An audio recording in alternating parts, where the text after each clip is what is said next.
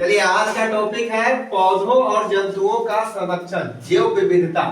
English में क्या कहेंगे? Conservation of plants and animals. और जैव विविधता को कहते हैं बायोडाइवर्सिटी। तो इसके बारे में हम लोग जानेंगे। तो पौधों और जंतुओं का संरक्षण, तो पौधों और जंतुओं की संरक्षण की आवश्यकता हम लोग को क्यों पड़ी?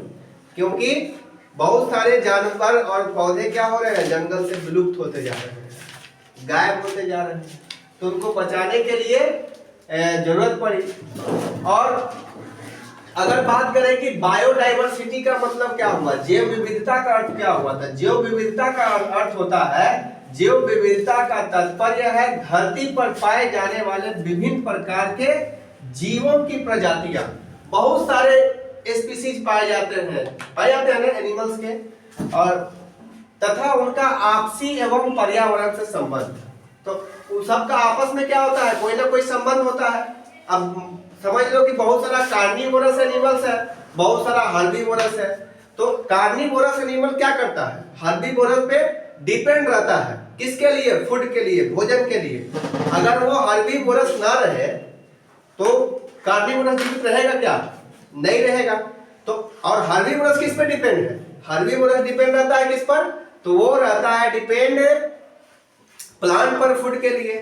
और प्लांट किस पर डिपेंड रहता है? प्लांट फूड के लिए डिपेंड रहता है सनलाइट पर, कार्बन डाइऑक्साइड पर, इन सभी चीजों पर रहता है डिपेंड।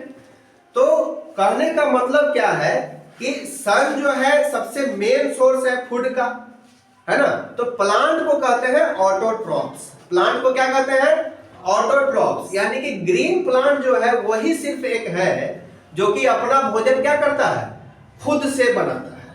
ठीक है। तो इसीलिए अब अभी क्या है, पॉपुलेशन इतना ज्यादा बढ़ रहा है कि हर जगह जंगल को काट करके बिल्डिंग बनाया जा रहा है लोगों को रहने के लिए, फैक्ट्री बनाया जा रहा है। तो सरकार क्या की है कि अब जंगल में अगर मान लो जंगल को काट करके बिल्डिंग बनाएंगे तो जाहिर सी बात है पूरा जंगल का प्रजाति खत्म हो जाएगा, सारा स्पीसीज खत्म हो जाएगा। जब सब खत्म हो जाएगा तो जैव विविधता रहेगा क्या? जैव विविधता तो रहेगा ही नहीं।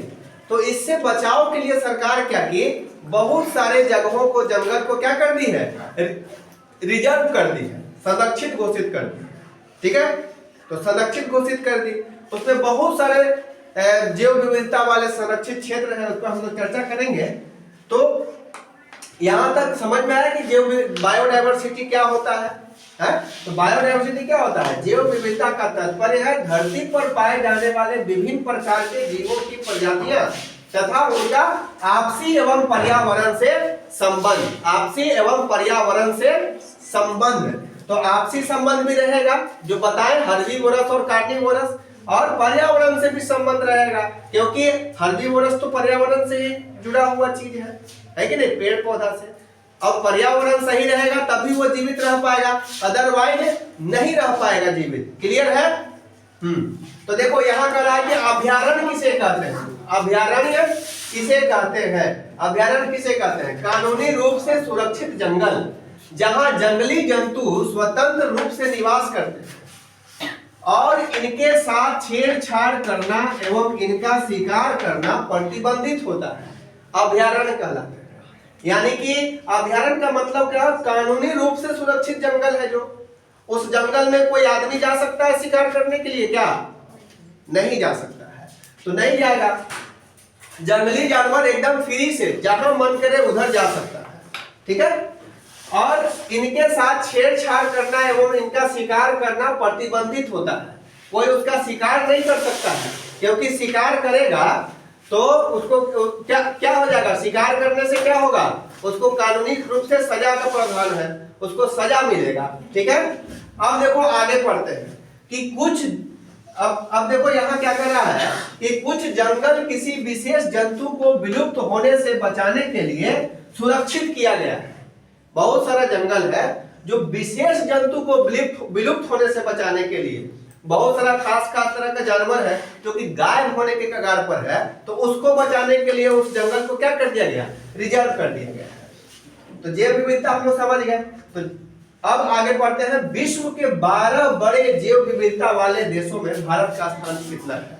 तो देखो विश्व में बड़े जैव विविधता वाला देश है। 12 में भारत का स्थान कैमा है? छठा है। 6 नंबर पे भारत है, क्योंकि भारत में 2 जैव विविधता स्थल है। कितना स्थल है? 2 जैव विविधता, 2 बायोडाइवर्सिटी प्लेस है। कहाँ? इंडिया में। अब इसके साथ भारत छठा नंबर पे, और 2 कौन कौन है? तो एक है पूर्वोत्तर भारत और दूसरा है वेस्टर्न घाट, पश्चिमी घाट। ठीक है, अब देखो यहां हम लोग आते हैं तो यहां पर क्या करना है कि अभयारण्य, राष्ट्रीय पार्क और जैव मंडल आरक्षित क्षेत्र में अंतर स्पष्ट है। तो अभयारण्य में, और अभयारण्य को इंग्लिश में क्या कहते हैं? सेंचुरी कहते हैं। राष्ट्रीय पार्क को नेशनल पार्क कहेंगे, और जैव मंडल आरक्षित क्षेत्र को क्या कहेंगे? बायोडाइवर्सिटी रिजर्व एरिया कहेंगे। ठीक है, तो यहाँ पर क्या है? अभयारण्य किसको कहेंगे? तो जंतु एवं उनके आवास के लिए हर प्रकार से सुरक्षित क्षेत्र है। तो जंतु एवं उनके आवास के लिए, जंतु होगा उनको रहने के लिए जो भी जगह चाहिए उसको सुरक्षित कर दिया गया हर तरह से, उसको कहेंगे अभयारण्य। राष्ट्रीय पार्क किसको कहेंगे? National park. तो वन्य जंतुओं के लिए आरक्षित क्षेत्र जहां वे स्वतंत्र रूप से आवास एवं प्राकृतिक संसाधनों का उपयोग करते हैं। ठीक है, तो राष्ट्रीय पार्क वन्य जंतुओं के लिए, जंगली जंतुओं के लिए आरक्षित क्षेत्र है जहां सब जानवर क्या कर सकता है? घूम फिर सकता है और प्राकृतिक संसाधनों का उपयोग कर सकता है। उसी को क्या कहते हैं हम लोग? उसको हम लोग कहते हैं राष्ट्रीय पार्क। जैव मंडल आरक्षित क्षेत्र किसको कहेंगे? वह विशाल क्षेत्र जहां पौधे, जंतु एवं आदिवासियों के पारंपरिक ढंग से जीवन यापन के लिए सभी संसाधनों को सुरक्षित किया गया। मतलब कि विशाल क्षेत्र होगा वो, जहां पौधा भी रहेगा, जंतु भी रहेगा और आदिवासी लोग भी रहेगा। जो जंगल में जो रहते हैं आदिवासी लोग, वो क्या करेंगे? साथ में रहेंगे, सब एक साथ जीवन यापन करेंगे। मतलब कि जंगली जो आदिवासी लोग हैं वो लोग अपना शिकार करेंगे और अपना पेड़ पौधा से लकड़ी वगैरह तोड़ेंगे, सबको एक साथ रहेगा। मतलब इंसान भी साथ में रह सकता है, तो इंसान भी, जानवर भी और पौधा भी, तीनों साथ में रहा, उसको क्या कहे? जैव मंडल आरक्षित क्षेत्र कहे। ठीक है, अब भारत में देखो कुछ प्रमुख अभयारण्य और राष्ट्रीय पार्क के बारे में जानते हैं। तो पहला है, भारत में सबसे पहला कोई राष्ट्रीय पार्क बनाया गया तो उसका नाम था जिम कॉर्बेट नेशनल पार्क। क्या नाम था? जिम कॉर्बेट नेशनल पार्क, जो कि उत्तराखंड में है। देश का प्रथम राष्ट्रीय पार्क है, जो कि 1936 ईस्वी में बना था। कब बना था? 1936 ईस्वी में। काजीरंगा अभयारण्य, तो काजीरंगा अभयारण्य कहाँ है? असम में है। और यहाँ पर क्या तुमको मिलेगा? तो यहाँ पर एक सींग वाला गेंडा मिलेगा। कितना सींग वाला गेंडा मिलेगा? एक सींग वाला गेंडा मिलेगा। कहाँ मिलेगा? काजीरंगा अभयारण्य में मिलेगा। अब दूसरा देखो, जनरली पूरे वर्ल्ड में 2 सींग वाला गेंडा पाया जाता है, लेकिन भारत का असम काजीरंगा जो अभयारण्य है, सिर्फ वहीं पर एक सींग वाला गेंडा पाया जाता है। ठीक है, गिर अभयारण्य की बात करें तो गिर अभयारण्य कहाँ है? गुजरात में है। कहाँ है गिर अभयारण्य? गुजरात में है। और यहाँ पर क्या क्या मिलेगा? सिंह मिलेगा, मतलब शेर मिलेगा, चीतल मिलेगा और सांभर मिलेगा। ये 3 जानवर तुमको यहाँ पर मिलता है गिर अभयारण्य में। वाल्मीकि अभयारण्य जो कि बिहार में ही स्थित है, यहाँ पे क्या मिलेगा तुमको? बाघ मिलेगा। वाल्मीकि अभयारण्य में क्या मिलेगा? बाघ मिलेगा। और ये कहाँ पे है? वाल्मीकि नगर एक जगह है, बगहा जिला जो है, बगहा है, बेतिया जिला, मतलब कि पश्चिमी चंपारण से आगे बगहा जाओगे, बगहा से आगे ये वाल्मीकि नगर एक स्टेशन है छोटा सा, वहीं पर ये वाल्मीकि अभयारण्य बना हुआ है। गौतम बुद्ध अभयारण्य, ये कहाँ है? बिहार में ही है। बिहार में कहाँ है? गया में है। कहाँ है ये? गया में है। गौतम बुद्ध अभयारण्य कहाँ है? बिहार के गया में है। और ये हिरण और नील गाय के लिए प्रसिद्ध है। किसके लिए प्रसिद्ध है? हिरण और नील गाय के लिए प्रसिद्ध है। तो क्लियर हुआ? जोर से बोलो ना जी। Yes sir. तो आज के लिए इतना ही। अब कल हम लोग इससे आगे और भी जो अभयारण्य वगैरह है उसको हम लोग पढ़ेंगे। ठीक है, ओके।